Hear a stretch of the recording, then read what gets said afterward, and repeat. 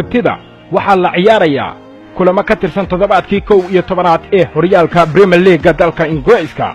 ciyaarta ugu soo horeysana 3:30 daqiiqo ee xilliga Geeska Afrika waxay dhaxmari doontaa kooxaha Bournemouth iyo Manchester United. oo Bournemouth waxa ay ku martiqaadi doontaa garoonkeeda Vitality Stadium kooxda lagu naanayso Red Devils. marka la eegana Manchester United shanteedii kulan ee ugu dambeysay oo ay ciyaartayba tartamada oo dhan waxa ay la kulantay 2 gool 2 bareejo iyo 1 gool daro, taasi oo la micno ah in United ay tahay koox iska tiitiicaysa oo xaaladeedu ma degana. taariikhaha kulankan waxa kaloo ka mid noqonaya kooxda Manchester United shantii kulan ee ugu dambeysay oo ay la ciyaartayba kooxda Bournemouth waxa ay guulaysatay 4 ka mid ah iyadoo Bournemouth ka qaabishay 1 gool daro kulan ka tirsan horyaalka Premier League dalka Ingiriiska. guuldaradaasina waxay dhacday sanadkii 2015.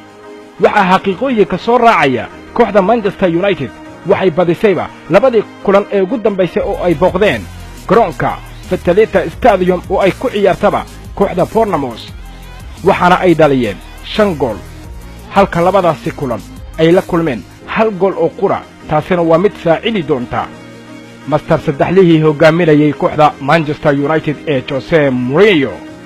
geesta kale waxaa dhici doona kulanka ugu xamaasadda badan horyaalka Premier League dalka Ingiriiska, kulankaasi oo dhaxmari doona kooxaha Arsenal iyo Liverpool. ciyaartaasina waxa ay ka dhici doontaa garoonka Emirates Stadium 8:30 daqiiqo habeenimo xilliga Geeska Afrika.